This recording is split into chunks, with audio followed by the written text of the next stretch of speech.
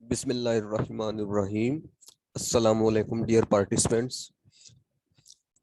جیسا کہ آپ کو معلوم ہے کہ ہم کل سے ایجوکیشنل پالیسیز پڑھ رہے ہیں اور ہم نے اس سلسلے میں ایجوکیشنل پالیسیز پڑھ لی ہیں۔ ایک ایجوکیشنل کانفرنس 1947 اور دوسرا شریف کمیشن 1959۔ آج ہم دو ایجوکیشنل پالیسیز پڑھیں گے۔ ایک ہے نیشنل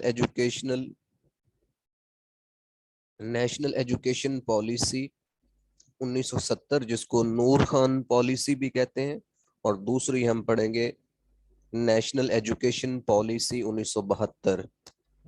یہ دو ایجوکیشنل پالیسیز اور ان کی جو سیلینٹ یا آپ کہہ لیں کہ خاص جو ریکمنڈیشنز تھیں یا سجیشنز تھیں وہ آج ہم پڑھیں گے۔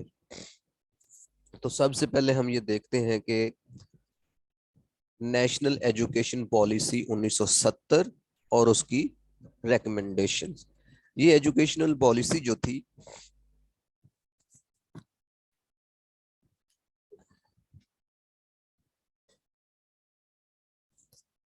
اوکے جی، جنرل محمد یحییٰ خان نے اقتدار میں آ کر اپنے جو ایئر چیف مارشل تھا اس کو اس نے وزیر تعلیم کا قلمدان سونپا، اور اسی کی سربراہی میں اس نے یہ ایک کمیشن بنایا تاکہ وہ ایک نئی تعلیمی پالیسی لا سکے۔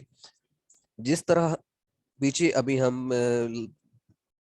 کل ہم نے پڑھا تھا نیشنل کمیشن 1959، اس کو شریف کمیشن بھی کہتے ہیں۔ اس کو شریف کمیشن کیوں کہتے ہیں؟ کیونکہ وہ جس کی سربراہی میں بنا تھا اس کا نام تھا ایس ایم شریف، سید محمد شریف۔ اسی طرح جنرل یحییٰ خان نے بھی برسر اقتدار آ کر فضائیہ کے جو سربراہ تھے جن کا نام تھا نور خان، ان کی سربراہی میں ایک کمیشن قائم کیا تاکہ وہ شعبہ تعلیم میں بہتری لانے کے لیے، تعلیمی پالیسی بنانے کے لیے اپنی تجاویز دیں کمیشن کے ذریعے۔ تو اس لیے اس پالیسی کو ان کے نام کی وجہ سے، نور خان نام کی وجہ سے، اس پالیسی کو نور خان پالیسی بھی کہتے ہیں۔ اور یہ پالیسی جو ہے پھر مارچ 1970 میں جو ہے اس کو کیبنٹ نے اپروو کیا، اس کی منظوری دی تھی۔ اس کی چند ایک جو مین آپ کہہ سکتے ہیں ریکمنڈیشنز ہیں یا سجیشنز ہیں وہ ہم دیکھ لیتے ہیں جی ون بائی ون۔ پہلی ہے جی elementary education. It was stated in the National Education Policy 1970 that elementary education would consist of from class 1 to 8۔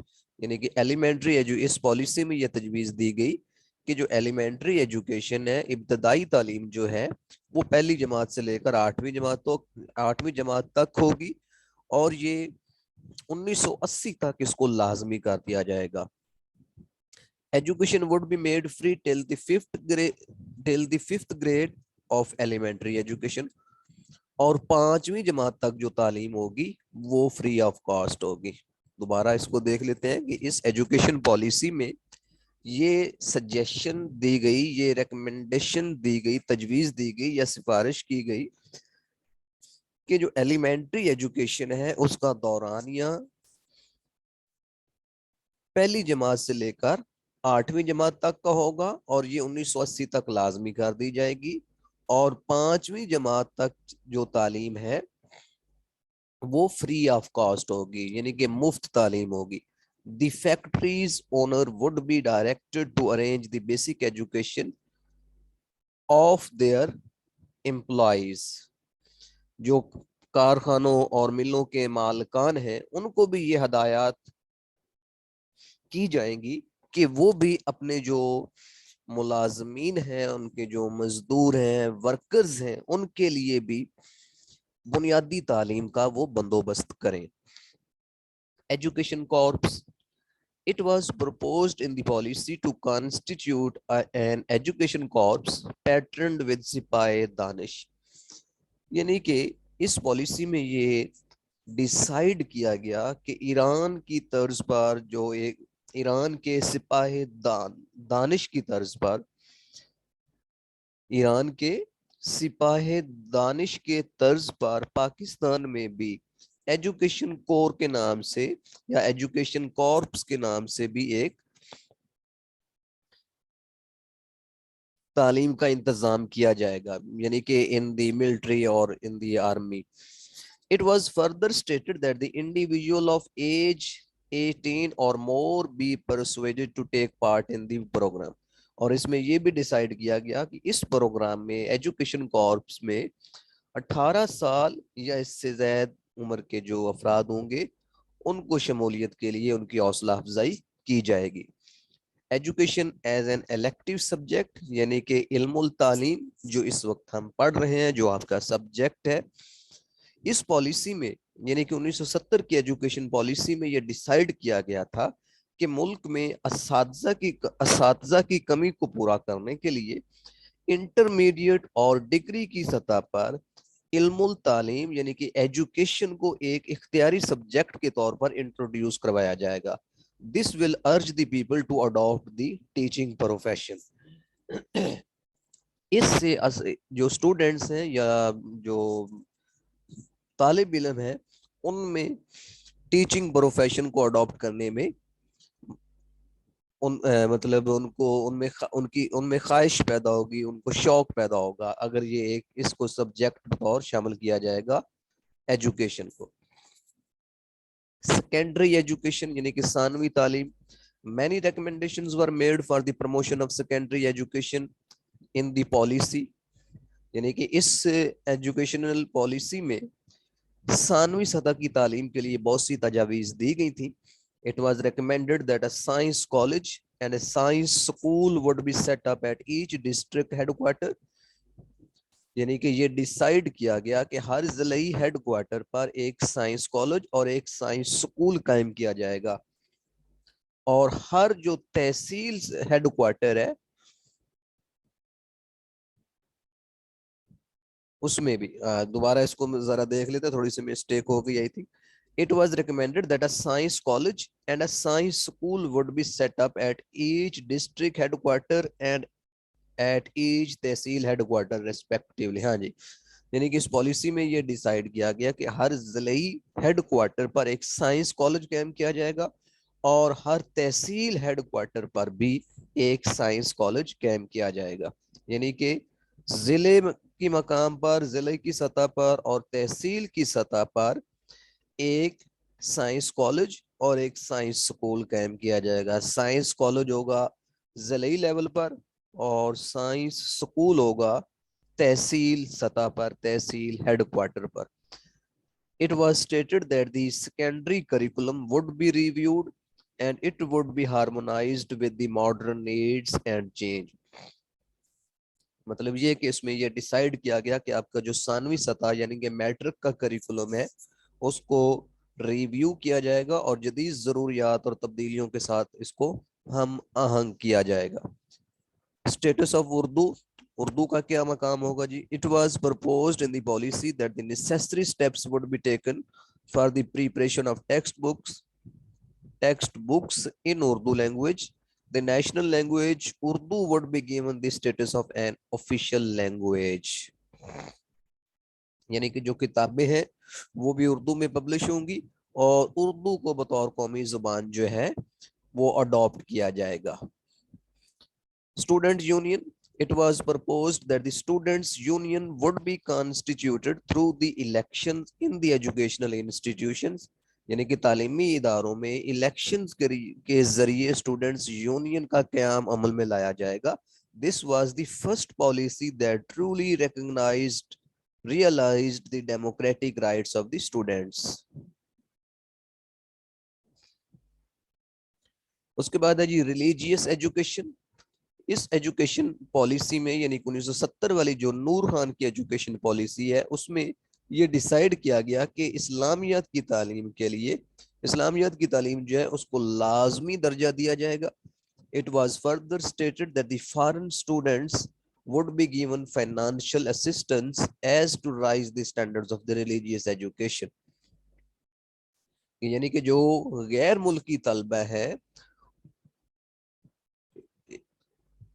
اسلامیت یا مذہبی تعلیم کے معیار کو بلند کرنے کے لیے جو غیر ملکی طلبہ ہیں ان کو مالی معاونت بھی فراہم کی جائے گی.